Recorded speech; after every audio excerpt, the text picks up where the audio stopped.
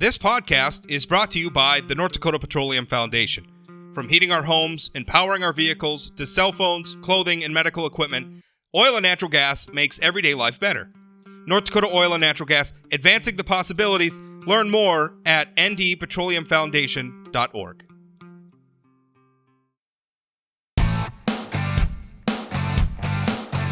Welcome to another episode of Plain Talk Live. So it's coming to beat that season again, which is we're going to be hearing about more ballot measures for the next year's election, the 2021 election. And I know that seems like a long time off, but hey, there's a whole process behind this thing. Committees have to form,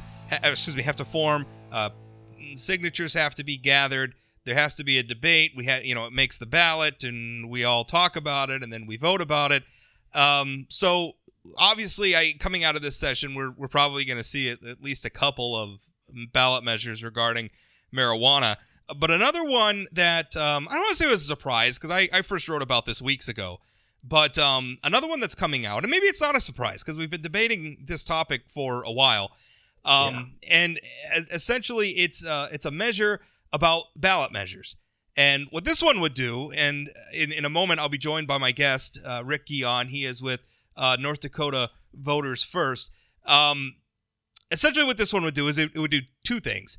It would require that any constitutional measure, now we're not talking about statutory measures, just constitutional measures, any constitutional measure that is on the ballot, in order for it to become law, would have to be approved with a supermajority vote. That's 60%. So instead of being the 50+1 majority that we're used to, it would be a 60% majority. Also, if it would also limit such measures to one subject per measure. So you couldn't have a measure that deals with a whole bunch of different things. It would try to narrow it down to be one subject per. I like these reforms. I think that they're good. But Rick Guion, my guest, doesn't necessarily. His group opposes them. They're not necessarily fans. So I'm going to welcome him on right now. Rick, how you doing? I'm doing well, Rob. How are you? I'm doing pretty good. So tell us a little bit about why you oppose this measure. And while you're talking, one thing that I'm going to do is I have some of the measure text that I could put up on the screen so that people can read it for themselves. And by the way, another thing that I didn't mention in my intro, this also applies to constitutional measures put on the ballot by the legislature. Now, there's two ways to it. There's two routes essentially for amending North Dakota's constitution. The voters can initiate a ballot measure, which is where you go out and you collect a bunch of signatures and you put the issue on the ballot, or the legislature can initiate it and put it on the ballot. But the people who always get the final say when it comes to amending the Constitution, regardless of where it's initiated, are the people. It always has to go to a vote of the people. And all this amendment really does is it says instead of it being a simple majority of the people that approve a constitutional measure, it has to be a supermajority, 60%, and then also one topic per measure. Rick, what's wrong with this measure? Yeah, there's a lot in there to unpack, and it's really short, but there's a lot in there to unpack. And you did a really, really good job of explaining the whole process. We could probably talk for an hour just on the process and the history in North Dakota with the citizen-driven initiated measure process. But right, what we're seeing here time and time again, and I don't know if you supported Measure 2 in the 2020 general election or not, but we're kind of seeing an eroding or a chipping away of the citizen-driven initiated measure process in North Dakota. We don't like that. The Forum doesn't like that. Their editorial board came out against that on Friday already, I may point out. And then, Dustin Gowrilow with the North Dakota Watchdog Network has also come out against this already. So, we're not the only ones out there. We're not, the Liberal Party cranks or what the typical and that sort of thing. So, we just, and I guess the debate, and we'll probably talk about this for a long time, is the root cause here, or the root issue, I guess, is the issue with out-of-state money. we hear that time and time again. I heard that this legislature, last Well, I mean, a legislature, lot of it's income. focused on your group. I mean, your group has done ballot measures in the past and has gotten almost all of its money from out of state. Sure, and we want to be totally upfront, totally transparent with that. Last in 2020, we got about 1.8 million dollars. Some of that was in-state money. Most of it was out-of-state money. It's all on the Secretary of State's page. By the way, just look up North Dakota Voters First. I'm sure you've done that plenty of times, Rob. And, and another instance was Marcy's Law in 2016. We hear a lot about that. That campaign was headed up by Drew Wrigley's wife, Kathleen Wrigley. They raised, I think, 2.4 million from one donor from California. One billionaire donor. Yeah. Eyebrows. Yeah. Yeah. I want to be clear for my part. I don't. I mean, first of all, to be clear on my position on this, I don't like ballot measures that much to begin with. I think that legislating at the ballot box is a poor way to make public policy, because the voters. The brilliance of the American system of government is that we did away with a lot of that sort of very popular, at least at the beginning of our nation's founding, we did away a lot of that immediate direct democracy stuff and instead filtered things through a representative democracy. And the idea being that a lot of times the electorate can be fickle. Any given election, by the way, is a snapshot in time. There's really not much of a process to this. So the voters, because they're of a mind in a certain moment, maybe they elect a specific candidate, maybe they vote a certain ballot measure. Is that an accurate reflection of where they are for all time? I mean, I don't know. I like more rigor. I like more process. I like the legislative process. I also don't like the fact that North Dakota's initiated measure process in North Dakota has become very, very vulnerable to out-of-state money groups. And I've been consistent on this, whether it's a ballot measure supported by mostly Republicans, which is Marzy's Law, didn't like Marzy's Law, opposed Marzy's Law because it was bad policy, first and foremost, but also because the people behind it was exclusively funded by a California billionaire who's amending North Dakota's constitution. I didn't like your ballot measures, again, because first and foremost, I thought they were bad policy. But secondly, because we have these out-of-state groups that are pouring money into our state. They're paying money to signature collectors. So the whole process stinks to me. We think of it as this, it's this very egalitarian, very populist process. In practice, increasingly, it is not. I have problems with all of that. But out-of-state money, this measure isn't really about out-of-state money. And it's not really about whether or not initiated measures are a good idea or a bad idea. What it's about is, if we're going to amend our Constitution, it should take more than just 50 plus 1 votes. What's so bad about that? Yeah, I hear your frustration, Rob, and let's delve into the national with Article 5 of the Constitution. It basically says you need 2/3 from both bodies of Congress to pass a constitutional amendment, and then it needs to go to the states. 3/4 of the states, 38 states, need to ratify it. And that's the system that's set up nationally. And yes, it's very hard. I think there have been 33 amendment proposals and 27 have passed. So it's tough. In North Dakota, there have been 52 constitutional amendment proposals, and less than half of those have passed, according to you said 52 since we first started doing this. 52. That's according to the Forum's editorial on Friday. Yeah. Well, they employ me, so I can't dispute their facts. I would if they were wrong, obviously. But that's an interesting thing, because I hadn't gone back that far. But it's interesting because just in the last decade, we've had 20 proposed constitutional measures, and I think we've passed 8 of them, which would lead me to think that this rate is accelerating. But again, this isn't about how often we might want to amend our Constitution. I mean, maybe if they're good amendments, maybe we want to amend it every year. I don't know. We can have those debates. My thing is, do you agree that the statutes, the North Dakota Century Code, are a different animal than the state constitution? These are 2 different types of law. Would you agree? Sure. So why should it, since we hold generally that the constitutional law, like North Dakota's constitution is the supreme law of North Dakota. The state statute can't contradict the Constitution, the state Constitution. It's the same with federal law, right? You can't write a law that violates the First Amendment because the First Amendment's in the national Constitution. Can't violate the Constitution. It would be unconstitutional. So, because it's the supreme law, why shouldn't it be a little bit harder to change that law? Why shouldn't we require a supermajority? Well, and we already see that with how many signatures you're required to get. You need to get about 31,000 now. It's 4% of the population. With statutory, like you're talking about, it's about half of that. So that hurdle is already in place. I mean, it makes it gathering signatures is not easy. No, it's and not. That's why you see groups. Although it's a lot easier when you can pay your signature collectors.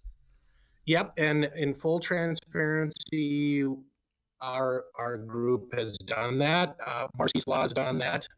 It's one of those things when you're trying to, and this new group, Protect North Dakota's Constitution. They have said I spoke with Jeff Zarling, and he told me flat out they plan on paying their signature collectors. And I'll be honest, I don't like that. In fact, if I don't understand, we keep the legislature keeps seeing all these proposals to amend the initiated measure process, and none of them ever talk about banning paid signature collectors, which is what I would really like to see. If you want to do this, then it needs to be a truly volunteer effort, and you can't pay signature. That would be the one that I would definitely vote for. If I was designing one, that would be like Article 1, thou shalt not pay your signature collectors, because it's cheating, I think.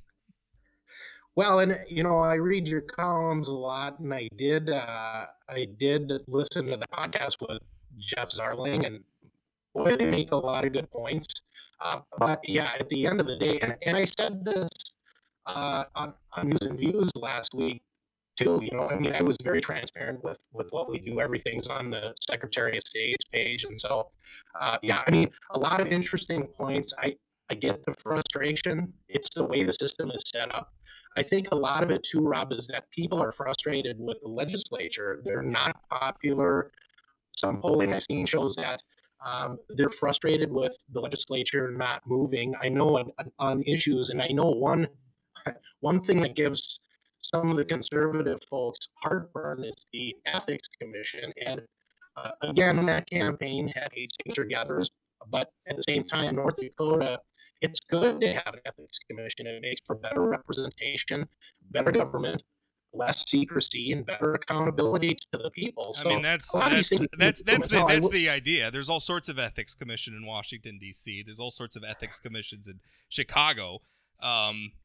Would you say that these are places that are free of corruption? I'm not so sure that that's true, but I mean, and again, we're not here to debate that past law. We're here to talk about this specific thing, and I just don't understand. And one thing that frustrates me about, you mentioned like Dustin Goverlow, for instance, or the Forum Editorial Board, is a lot of times you'll hear these people admit, oh yeah, sure, we maybe need to reform the initiated measure process in some way, and then they can't ever seem to find a reform of the initiated measure process they like.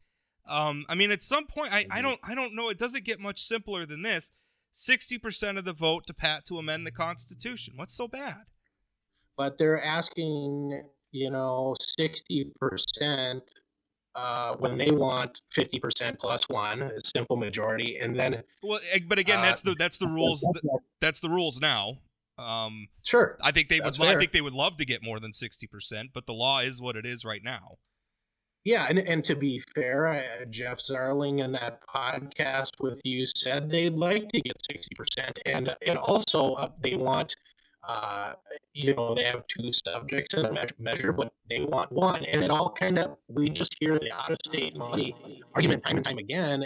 Maybe not with you, but that seems to be the heart of the discussion. And is this the best way to be tackling that issue? And again, I understand the frustration, but is this the best way? I mean, it hinders, will voters vote to hinder themselves? Plus the fact, Rob, just looking at this, you have a 60% threshold. This could actually make out-of-state money more prevalent because they're going to need more money for more advertising. Let's face it, that's what drives campaigns. And also this could hinder some conservatives in the future that want to do these constitutional measures. So I'm not sure this is the best thing just on all sides. Yeah, I mean, I don't really have a problem with making it whether it's a conservative initiative, because again, I don't Yeah. I'm politically agnostic on that. It's not that, boy, I want to make it tougher just for the libs. I want to make it tougher for everybody to amend the Constitution. It's the state constitution. It should be hard to amend. And frankly, we are putting things in the Constitution that have no business there. I didn't think the ethics measure needed to be in the Constitution. I mean, regardless of how you felt about it, I felt like that could have been in statute. I felt like Marzy's Law could have been in statute. In fact, a lot of it was already in statute. The good parts, the decent parts of it that worked. So I don't understand the other topic, because the 60% thing is obviously one part of it. The other part of it is, how do and I can read it here.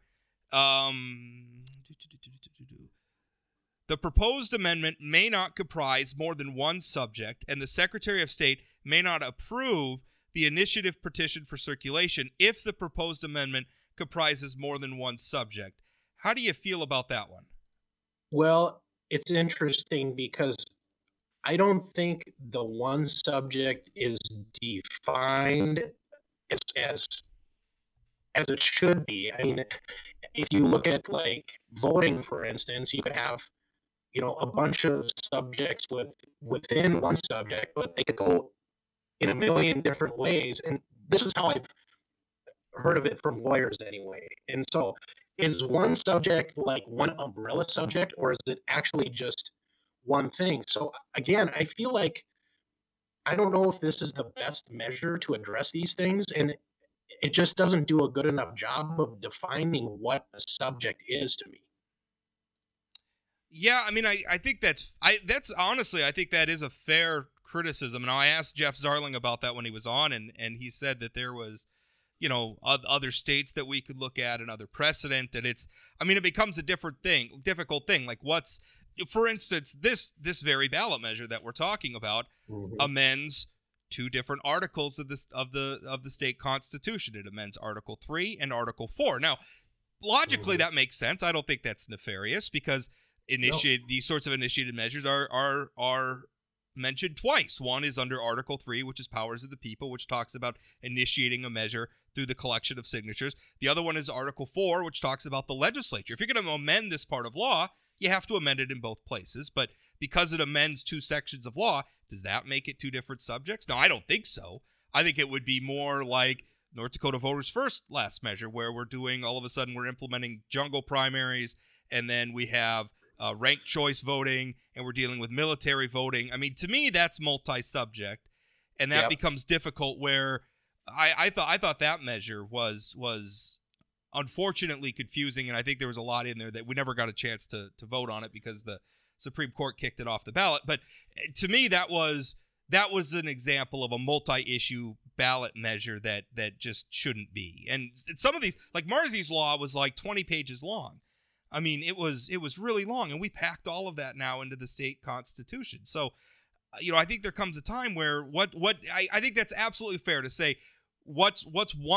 what's one subject and what's multiple subjects. Yeah, and you know, Shane Gettle's a smart guy, and he drafted it with Audi Advertising. We saw that in their financial disclosure, and they're smart folks, and I'm sure that they'll come up with some sort of verbiage on that, you know, in the advertising. But you know, and as far as our group goes in the measure, I wasn't an employee of Voters First last year. I was actually stuck in Texas. It's an interesting story due to COVID most of the year. But you know, I was watching things, and I know a little bit of the history there. And I'll tell you, in full transparency, that election was a long ways off. Like I kicked off the ballot in early September, and I wasn't sure I was going to vote for it or not because there was so much stuff in it. And I don't know if my board likes me saying that, but you know, those types, I understand that frustration. Now that measure did some good things, I thought, with redistricting and you know, dark money, addressing those issues, especially with independent expenditures and groups like that, Brighter Future Alliance, some of those groups. And so we can talk about that a different day. We only have a half an hour, so anyway, yeah, I mean, these issues get so complicated that they're really hard to understand, and that's why we're having this discussion today, and that's why I got back to you right away. In transparency's sake, and just I wanted to debate because we're open to listening to you and a lot of other folks, uh, independents, Republicans, libertarians, progressives, moderates. I'm more in the moderate camp, about how to go about these things. So anyway, we'd like to engage a little bit more because I know that was a little bit of a challenge in the past, especially on your end. Yeah, well, I had a lot of problems with your group and the way you circulated that last measure. I didn't think it was, and again, that's not what we had you on to talk about. But I mean, that was a tough one, and it frankly is part of why I do think this process needs to be reformed, and it's a little frustrating that we can't.